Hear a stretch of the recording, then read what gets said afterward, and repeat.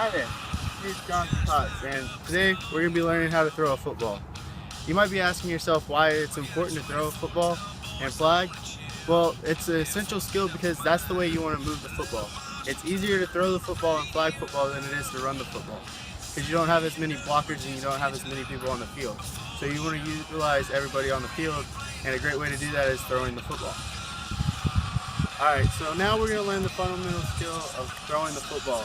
And we need to start off with our cues. So the first cue you want to do is your stance. You want to have a good shoulder width stance. And the second cue is you want to point your shoulder to where you want to throw. So if I'm throwing in this direction, I want my non-throwing shoulder pointed in that direction. The second cue is your grip. So you want to have a good grip of the ball. You want your pinky as far out on the laces as you possibly can, and then have your index finger on the corner. For some people who have smaller hands, it might not be the same as this, so you might have it more like this with the pinky at the tip of the laces, but that's okay, as long as you still have a grip that is comfortable to your hand. So the next cue you want to do is you want to release. So when you're bringing the football back, you want to release the ball and let it just roll off of your fingers. And then the last cue is follow through.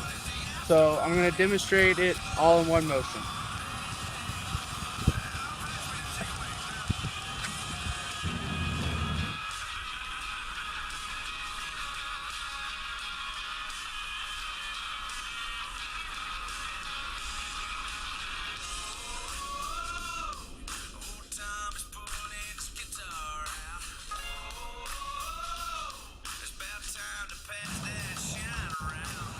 Alright, so now we've learned the fundamental skills of throwing a football.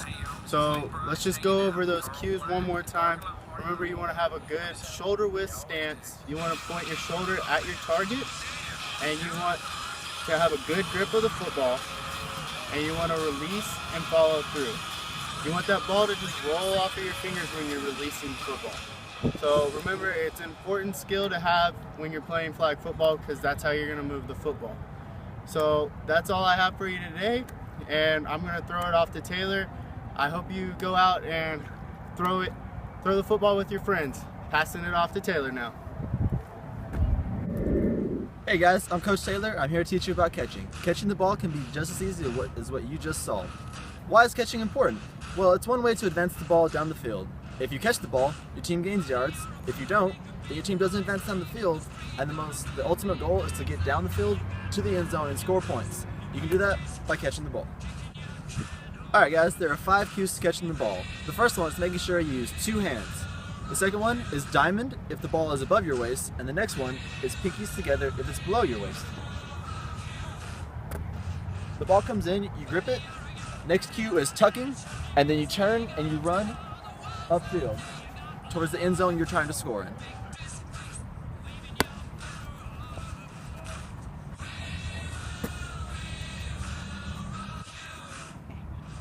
Skill that we have just gone over is catching. And remember, catching is important because it helps you advance the ball down the field, gives your team yards, and helps you eventually get in the end zone.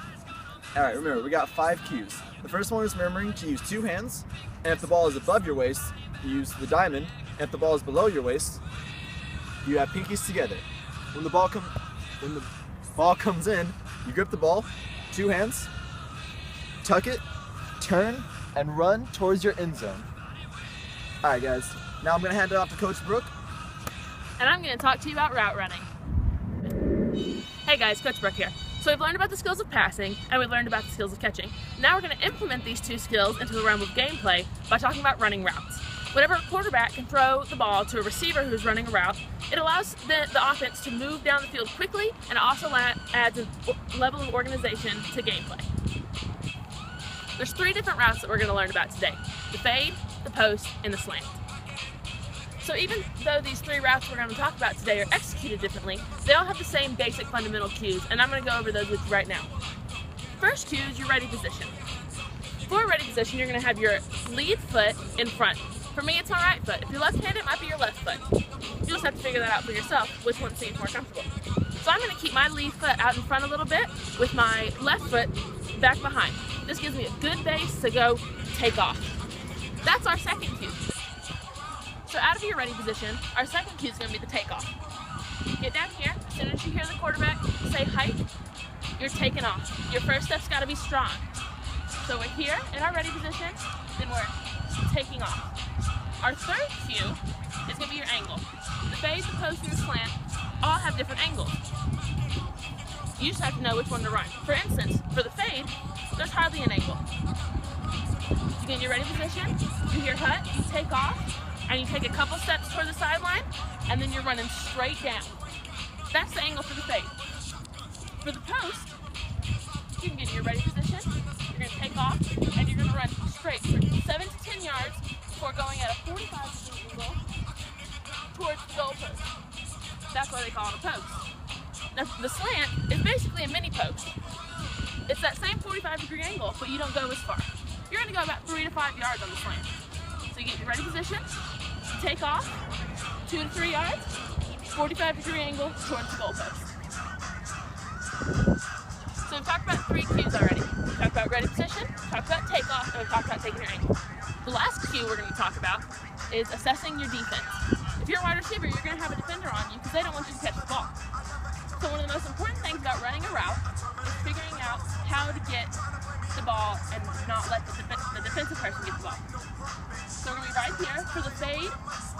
The point is to get in front and past your defender. So I'm going to be here in my ready position. I'm going to hear hut. I'm going to take off, come to this angle. Then I'm going to try and run over the top. That's the long ball. Now for the post and slant, you want your defense in the same area. He's going to be right here, ready position, down to that hut, take off. You're going to try and get inside the defender as quick as possible. So you can create it to where there's nobody in between you and the quarterback. So we're here, ready position, take off, take your angle, get him inside. See as you decide, if my quarterback's right here, I'm over because he's behind me.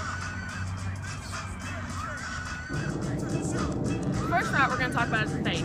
As I mentioned earlier, the fade is the one that's going to be for a deep ball. You're going to take a few steps towards the sideline and you're streaking downfield looking for the ball.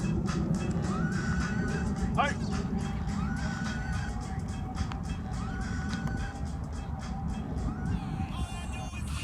The second route we're going to talk about is the post. Like I said earlier, the post is the route you're going to run about 7 to 10 yards straight downfield before cutting at a 45-degree angle towards the goal post. All right.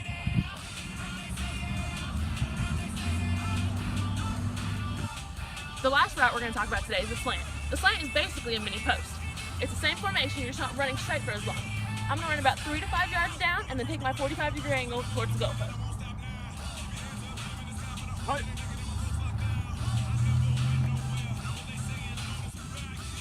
Now let's recap what we just talked about. So, what is the skill we learned? The skill we learned today is route running. We learned about 3 different routes: the fade, the post, and the slant.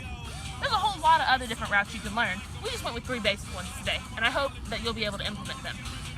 What's the purpose of running routes? Well, we learned how to pass and catch, but if a quarterback and a receiver just throws the ball back and forth, they're not going to go anywhere. That's why we have our receiver run a route, so the quarterback can throw the ball and move the team downfield. So that was route running. I hope it was helpful, and I hope you can implement it into your game plan so we can get you on the field and scoring at astronomical rates. Next up, we've got Aaliyah. She's going to talk about snapping. See you later.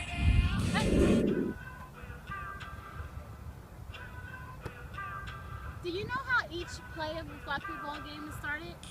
You might be asking what I was doing. I was practicing my snapping position. Hi, my name is Coach Aaliyah Ward, and today we're going to be working on snapping of football and flag football. So you might be asking why snapping is important in intramural flag football. You might be asking why snapping is important in intramural flag football and why it is beneficial to have a good snapper on your team. The snapper is usually called the center, and he or she is responsible for starting each play. You want to make sure you have a good snap so that you can get the ball quickly to the quarterback so he or she can move the ball effectively. So today we're going to be focusing on 5 cues in order to have a good snap.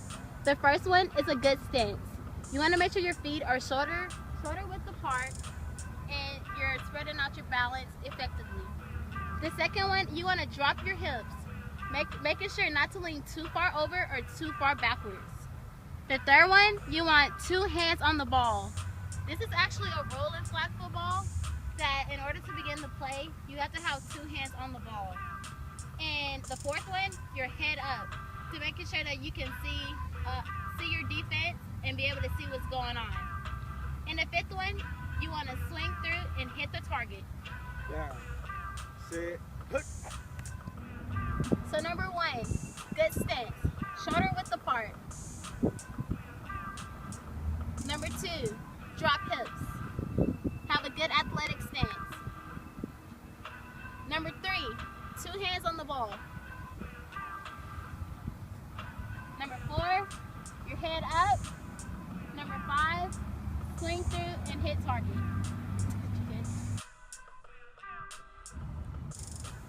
So in addition to hiking the ball backwards, we can also hike it sideways or lateral.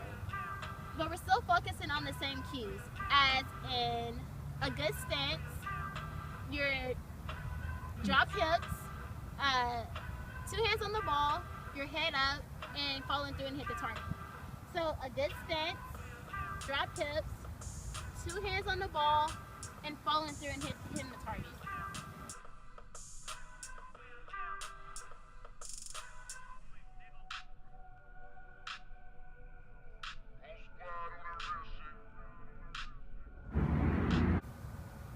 So just a reminder, the skill that we just learned was snapping, and it is used to start each play by the center snapping the ball back to the quarterback.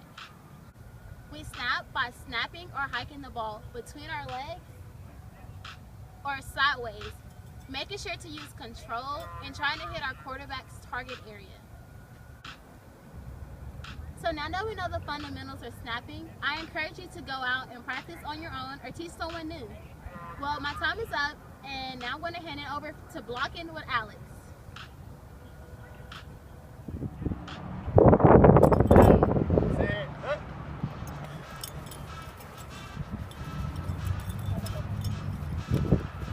Hello, I'm Coach Alex, and today we're going to be learning about blocking.